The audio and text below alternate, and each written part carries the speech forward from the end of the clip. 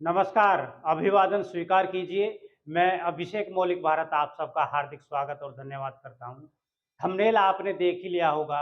यदि समाजवादी पार्टी को उत्तर प्रदेश विधानसभा चुनाव 2027 में जीतना है, यानी कि यदि अखिलेश जी को सीएम बनना है, मुख्यमंत्री बनना है, तो रणनीति जो है वो बदलनी पड़ेगी। यदि आपको चुनाव लड़ना है और मुख्यमंत्री बनना है और समाज सेवा करनी है, अपने प्रदेश की गरीब जनता की सेवा करनी है, तो कहीं ना कहीं रणनीति बदलनी पड़ेगी। जिन रणनीतियों से आप चलते आ रहे हैं, उन रणनीतियों के हिसाब से आप मुख्यमंत्री नहीं बन पाएंगे, क्योंकि यदि आप जो गलती 2022 में कर गए, वही गलती यदि आपने 2027 में की, तो आप ये मौका खो बैठेंगे और फिर अगले कई दशक तक समाजवादी पार्टी अपना मुख्यमंत्री नहीं बना पाएगी। मैं इसलिए ये कह रहा हूं क्योंकि भाजपा अपनी जड़ें इतनी फैला चुकी होगी, फिर आपका आना मुश्किल है। दूसरा, आप पहले भी एक दलित चेहरे को इग्नोर कर देते हैं और उसका जो खामियाजा है वो कहीं ना कहीं आपको भुगतना पड़ा, और आप सीटें जो हैं और भी ला सकते थे, लेकिन आपकी सीटें घट गई। 2024 में आपने दलितों की ताकत देख ली। यदि 37 सीट दलित वोटर्स आपको लोकसभा में दिलवा सकता है, तो आप सोचिए वही दलित वोटर आपको बड़ी आसानी से सीएम पद पर बैठा सकता है। यानी कि आपको 2027 में यदि कोई सीएम बना सकता है, तो वो केवल और केवल दलित चेहरा है, यानी कि दलित वोटर है। दलित चेहरे के पीछे ही दलित वोटर आएगा। आप अपनी सूझबूझ या जो चुनावी रणनीति होती है उसके अनुसार यदि उसको ढंग से चलाएंगे, तो आप एक दलित चेहरे को अपने साथ ले पाएंगे। सबसे पहली चीज, यदि आप बहन जी को अपने साथ ले पाए तो सोने पे सुहागा। यदि बहन जी आपके गठबंधन में नहीं आती हैं, कोई प्रॉब्लम नहीं है, आप चंद्रशेखर आजाद को अपने साथ ले सकते हैं, क्योंकि जो चंद्रशेखर आजाद हैं उनका वर्चस्व उत्तर प्रदेश के अंदर बढ़ता जा रहा है, और ऐसा माना जा रहा है कि 2027 तक जितना भी बहन जी के पास दलित वोटर है, वो टोटल 1-2% भी नहीं बचेगा, टोटल का टोटल वो सारा दलित वोटर किसके पास आने वाला है 2027 में? चंद्रशेखर आजाद के पास आ जाएगा। क्योंकि जो दलित हैं वो देख रहे हैं कि उनकी आवाज बहन जी अब उठा नहीं पा रही हैं, वो अपने फैमिली मैटर में ही फंसी हुई हैं और कहीं ना कहीं किसी प्रेशर दबाव में है, जो कि अब उनकी राजनीति कहीं ना कहीं फेल होती जा रही है। और आने वाले समय में हो सकता है कि जो बसपा पार्टी है वो ही खत्म हो जाए। कुछ लोगों को हो सकता है, जो बसपा के कट्टर समर्थक होते हैं कुछ लोग, उनको ये बुरा लगे, लेकिन ये कड़वा सच है। यदि आज इस कड़वे सच को आप पहचान लेंगे, इस कड़वे सच को पी जाएंगे, तो कहीं ना कहीं आप सुधार कर पाएंगे।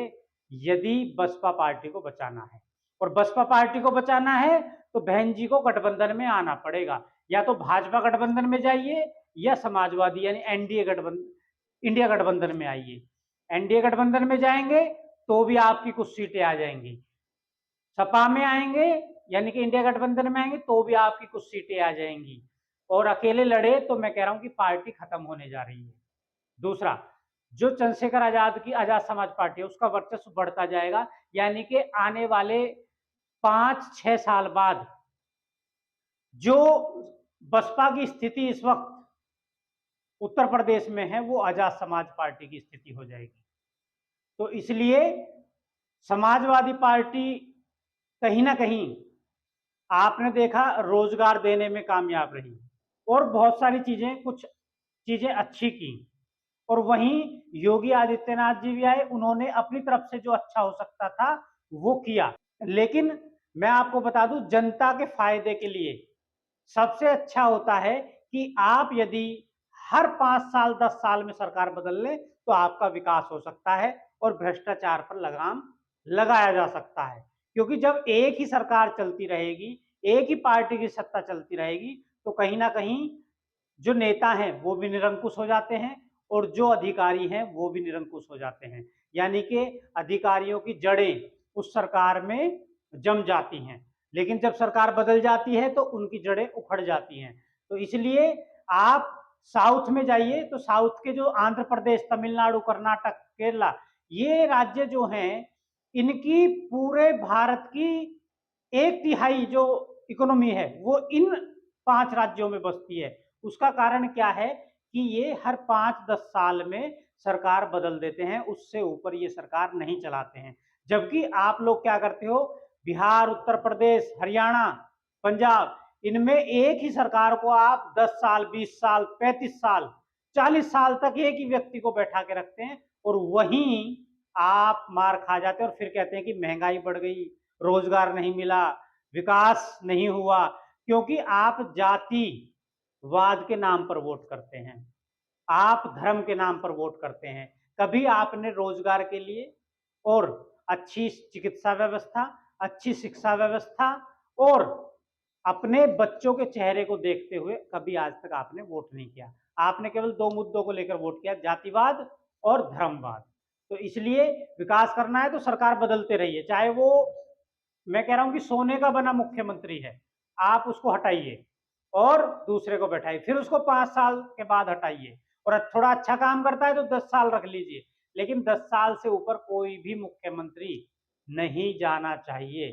2 योजना से ऊपर जाएगा तो निरंकुश हो जाएगा, अधिकारियों में भ्रष्टाचार ज्यादा फैलेगा, वो ज्यादा आपका शोषण करेंगे।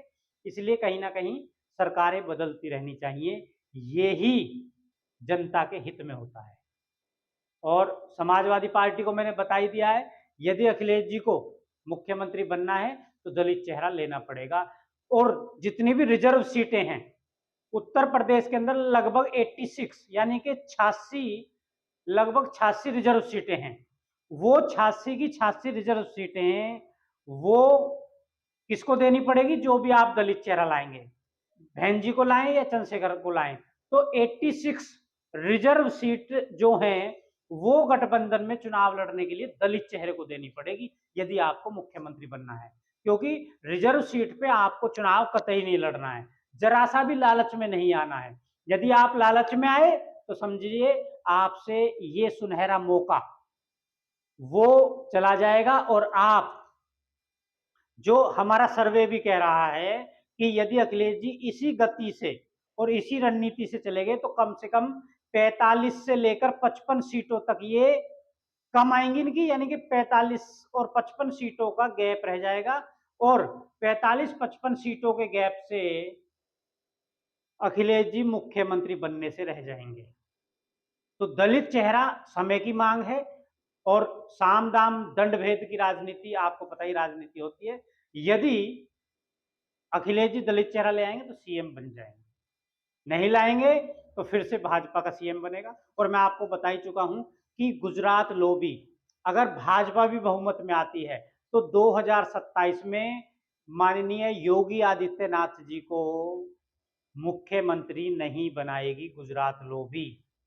उसका सबूत देने की जरूरत नहीं है, क्योंकि ये काम तो भाजपा गुजरात लॉबी पहले भी कर चुकी है, क्योंकि इनको कठपुतली मुख्यमंत्री चाहिए। और योगी आदित्यनाथ गुजरात लॉबी की चापलूसी नहीं कर रहे हैं, कठपुतली नहीं बने हैं, इसलिए इनको हटाने की कोशिश की जाती रहती है लेकिन नहीं हटा पा रहे हैं। लेकिन 2027 का चुनाव इनके चेहरे पे लड़ा जाएगा योगी आदित्यनाथ के, लेकिन इनको सीएम नहीं बनाया जाएगा।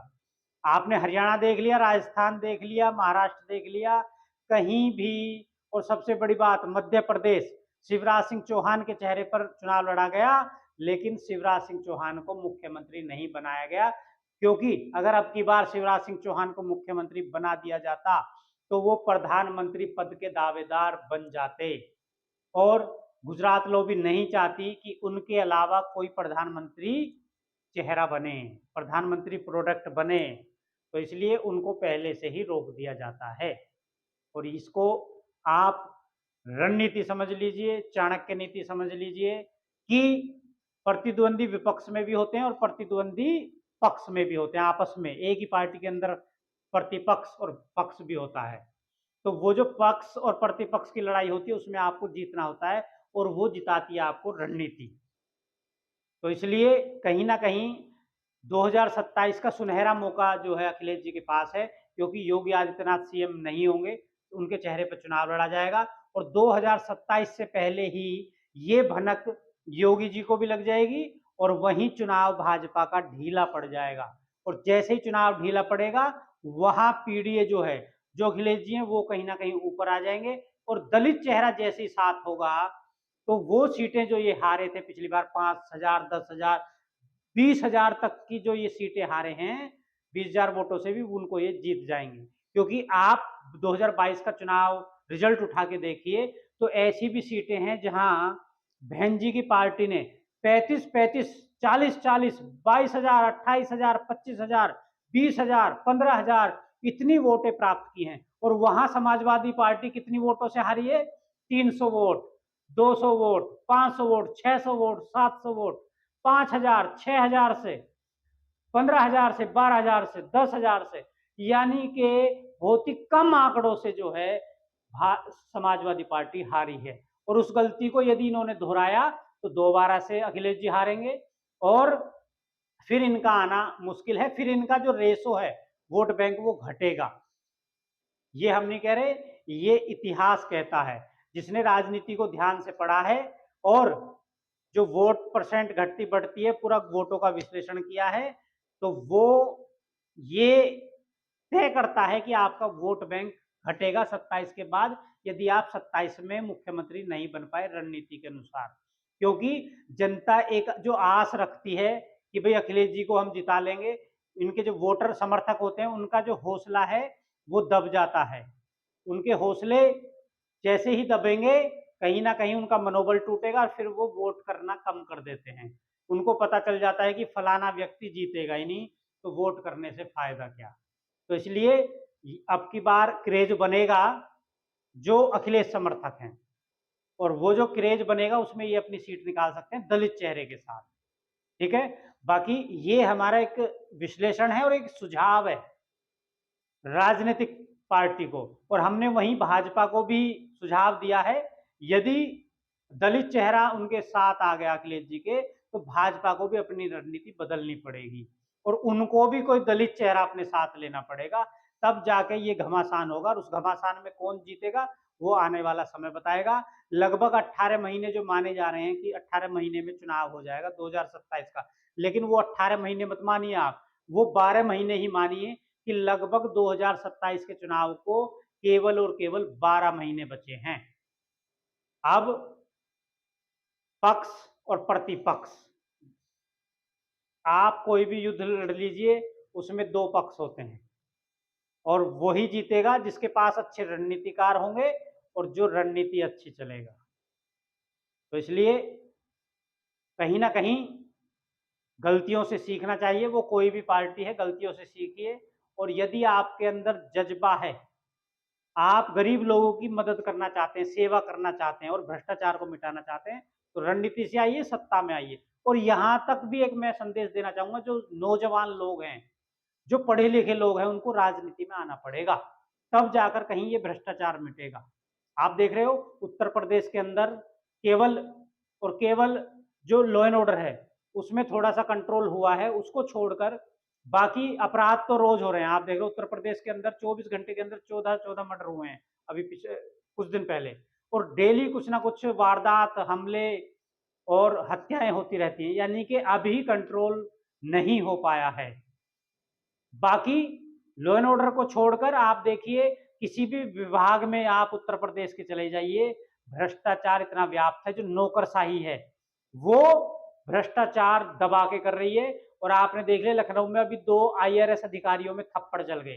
तो थप्पड़ चलने का सूत्रों के हवाले से ऐसे पता चला है कि उसमें भी कहीं ना कहीं यदि उसकी जांच हो जाए तो उन थप्पड़ों के पीछे भी भ्रष्टाचार, पैसे का लेन देन का मामला जो है वो है। तो इसलिए कहीं ना कहीं सरकार भी रुक जाती है कि सरकार की किरकिरी हो जाएगी, इसलिए उन मुद्दों को दाब दिया जाता है। लेकिन जनता का तो खून चूसा जा रहा है।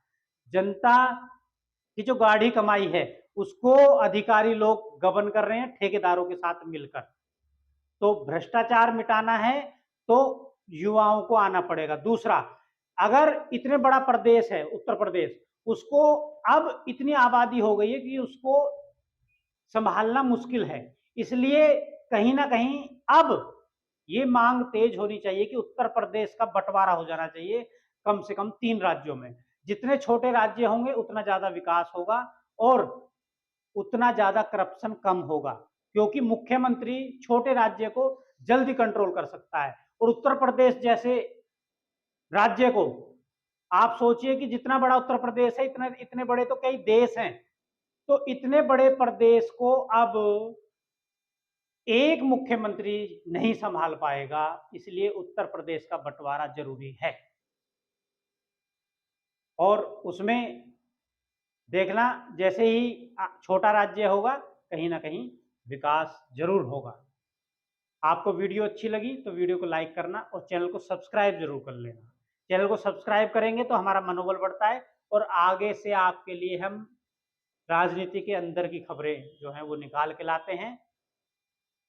और वीडियो को शेयर जरूर करना अपने आसपास के लोगों को। इन्हीं शब्दों के साथ जय हिंद, जय भारत।